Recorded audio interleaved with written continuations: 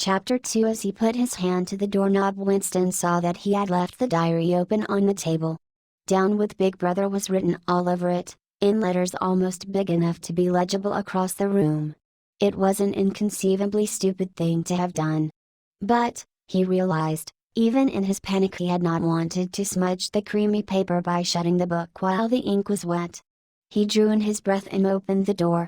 Instantly a warm wave of relief flowed through him. A colorless, crushed-looking woman, with wispy hair and a lined face, was standing outside. "Oh, comrade," she began in a dreary, whining sort of voice, "I thought I heard you come in. Do you think you could come across and have a look at our kitchen sink? It's got blocked up." And it was Mrs. Parsons, the wife of a neighbor on the same floor. Mrs. was a word somewhat discountenanced by the party you were supposed to call everyone comrade, but with some women one used it instinctively. She was a woman of about 30, but looking much older. One had the impression that there was dust in the creases of her face. Winston followed her down the passage. These amateur repair jobs were an almost daily irritation. Victory mansions were old flats, built in 1930 or thereabouts, and were falling to pieces. The plaster flaked constantly from ceilings and walls, the pipes burst in every hard frost, the roof leaked whenever there was snow, the heating system was usually running at half steam when it was not closed down altogether for motives of economy.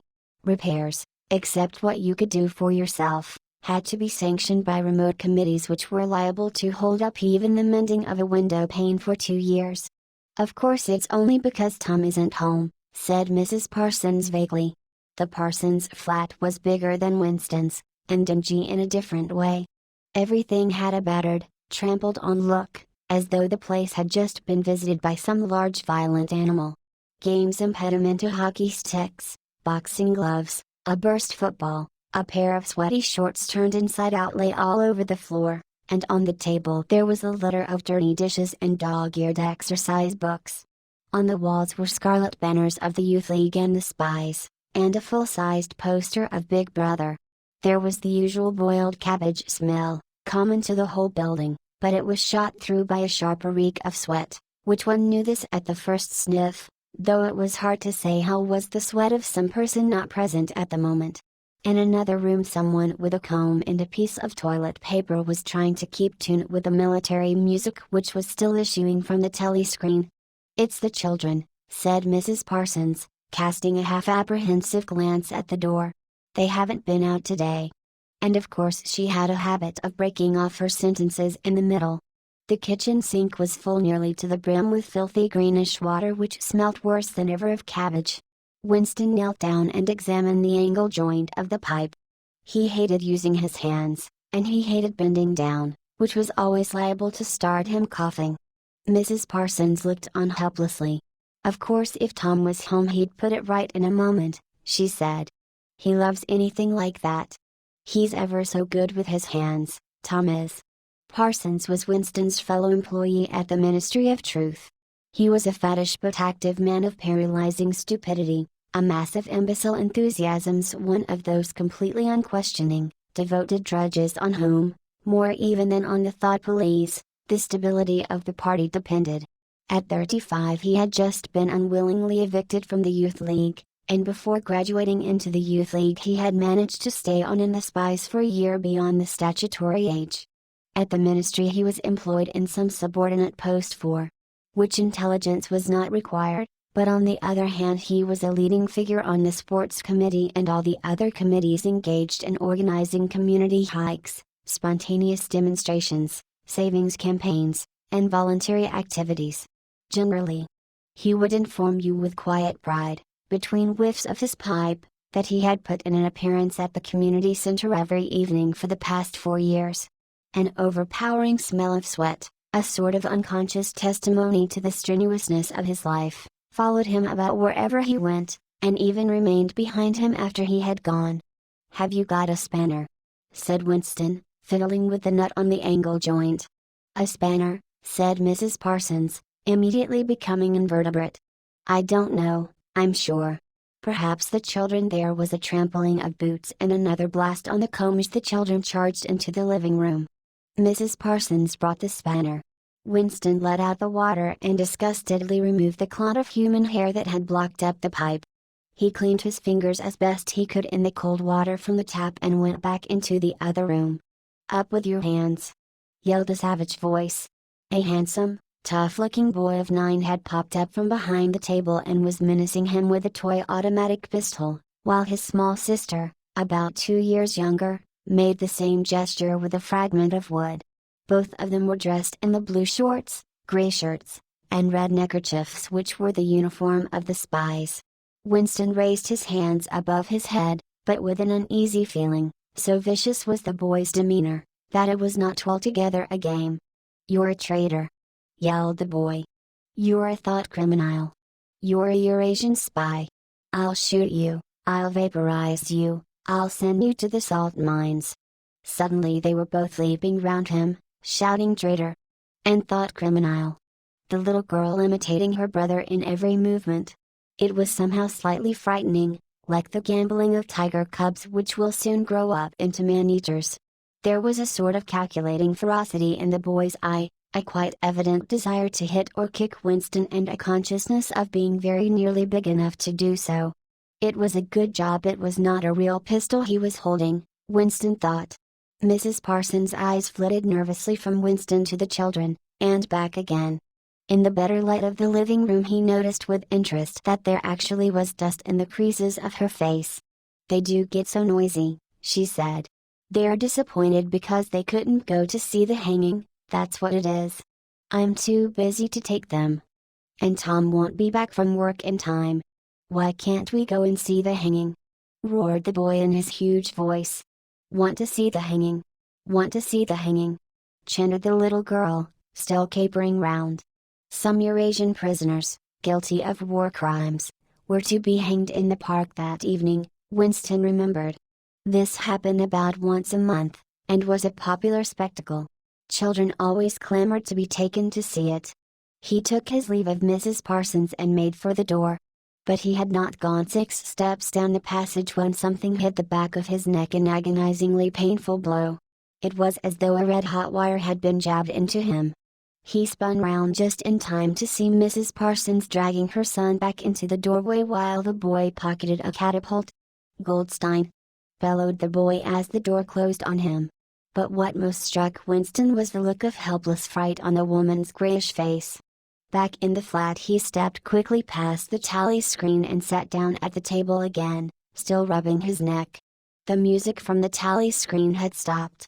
Instead, a clipped military voice was reading out, with a sort of brutal relish, a description of the armaments of the new floating fortress which had just been anchored between Iceland and the Faroe Islands. With those children, he thought, that wretched woman must lead a life of terror. Another year, 2 years, and they would be watching her night and day for symptoms of unorthodoxy. Nearly all children nowadays were horrible. What was worst of all was that by means of such organizations as the spies they were systematically turned into ungovernable little savages, and yet this produced in them no tendency whatever to rebel against the discipline of the party. On the contrary, they adored the party and everything connected with it. The songs, the processions, the banners, the hiking, the drilling with dummy rifles, the yelling of slogans, the worship of Big Brother, it was all a sort of glorious game to them. All their ferocity was turned outwards, against the enemies of the state, against foreigners, traitors, saboteurs, thought criminals. It was almost normal for people over 30 to be frightened of their own children. And with good reason, for hardly a week passed in which the Times did not carry a paragraph describing how some eavesdropping little snake-child hero was the phrase generally used had overheard some compromising remark and denounced its parents to the thought police. The sting of the catapult bullet had worn off. He picked up his pen half-heartedly, wondering whether he could find something more to write in the diary. Suddenly he began thinking of O'Brien again. Years ago, how long was it? 7 years it must be. He had dreamed that he was walking through a pitch-dark room. And someone sitting to one side of him had said as he passed, "We shall meet in the place where there is no darkness." It was said very quietly, almost casually, a statement, not a command. He had walked on without pausing. What was curious was that at the time, in the dream, The words had not made much impression on him. It was only later and by degrees that they had seemed to take on significance. He could not now remember whether it was before or after having the dream that he had seen O'Brien for the first time, nor could he remember when he had first identified the voice as O'Brien's. But at any rate the identification existed. It was O'Brien who had spoken to him out of the dark. Winston had never been able to feel sure even after this morning's flash of the eyes. It was still impossible to be sure whether O'Brien was a friend or an enemy. Nor did it even seem to matter greatly. There was a link of understanding between them, more important than affection or partisanship. "We shall meet in the place where there is no darkness," he had said. Winston did not know what it meant, only that in some way or another it would come true. The voice from the tally screen paused. A trumpet call, clear and beautiful, floated into the stagnant air. The voice continued raspingly, "Attention. Your attention, please. A news flash has this moment arrived from the Malabar front. Our forces in South India have won a glorious victory. I am authorized to say that the action we are now reporting may well bring the war within measurable distance of its end." Here is the news flash. Bad news coming, thought Winston. And sure enough, following on a gory description of the annihilation of the Eurasian army, with stupendous figures of killed and prisoners, came the announcement that, as from next week, the chocolate ration would be reduced from 30 grams to 20. Winston belched again. The gin was wearing off, leaving a deflated feeling. The tally screen, perhaps to celebrate the victory, perhaps to drown the memory of the lost chocolate, crashed into Oceania. "'Tis for thee. You are supposed to stand to attention." However, in his present position he was invisible. Oceania, "'Tis for thee" gave way to lighter music. Winston walked over to the window, keeping his back to the telescreen. The day was still cold and clear. Somewhere far away a rocket bomb exploded with a dull, reverberating roar. About 20 or 30 of them a week were falling on London at present. Down in the street the wind flapped the torn poster to and fro, and the word Ingsoc fitfully appeared and vanished. Ingsoc. The sacred principles of Ingsoc. Newspeak, doublethink, the mutability of the past. He felt as though he were wandering in the forests of the sea bottom, lost in a monstrous world where he himself was the monster. He was alone. The past was dead, the future was unimaginable. What certainty had he that a single human creature now living was on his side? And what way of knowing that the dominion of the party would not endure forever? Like an answer, the three slogans on the white face of the Ministry of Truth came back to him: "War is peace, freedom is slavery, ignorance is strength." He took a 25-cent piece out of his pocket. There, too, in tiny clear lettering, the same slogans were inscribed, and on the other face of the coin the head of Big Brother. Even from the coin the eyes pursued you. On coins, on stamps, on the covers of books, on banners, on posters, and on the wrappings of a cigarette packet, everywhere. Always the eyes watching you and the voice enveloping you. Asleep or awake, working or eating, indoors or out of doors, in the bath or in bed, no escape. Nothing was your own except the few cubic centimeters inside your skull. The sun had shifted round, and the myriad windows of the Ministry of Truth, with the light no longer shining on them, looked grim as the loopholes of a fortress. His heart quailed before the enormous pyramidal shape. It was too strong, it could not be stormed. 1,000 rocket bombs would not batter it down. He wondered again for whom he was writing the diary. For the future, for the past, for an age that might be imaginary. And in front of him there lay not death but annihilation. The diary would be reduced to ashes and himself to vapor. Only the thought police would read what he had written, before they wiped it out of existence and out of memory. How could you make appeal to the future when not a trace of you, not even an anonymous word scribbled on a piece of paper, could physically survive? The tally screen struck 14. He must leave in 10 minutes. He had to be back at work by 14:30. Curiously, the chiming of the hour seemed to have put new heart into him. He was a lonely ghost uttering a truth that nobody would ever hear. But so long as he uttered it, in some obscure way the continuity was not broken. It was not by making yourself heard but by staying sane that you carried on the human heritage. He went back to the table, dipped his pen, and wrote, To the future or to the past, to a time when thought is free, when men are different from one another and do not live alone, to a time when truth exists and what is done cannot be undone, from the age of uniformity, from the age of solitude, from the age of Big Brother, from the age of doublethink greetings. He was already dead, he reflected. It seemed to him that it was only now, when he had begun to be able to formulate his thoughts, that he had taken the decisive step. The consequences of every act are included in the act itself. He wrote, "Thought crime does not entail death, thought crime is death." Now he had recognized himself as a dead man. It became important to stay alive as long as possible. 2 fingers of his right hand were ink-stained. It was exactly the kind of detail that might betray you. Some nosing zealot in the ministry, a woman, probably, someone like the little sandy-haired woman or the dark-haired girl from the fiction department, might start wondering why he had been writing during the lunch interval, why he had used an old-fashioned pen, what he had been writing, and then drop a hint in the appropriate quarter.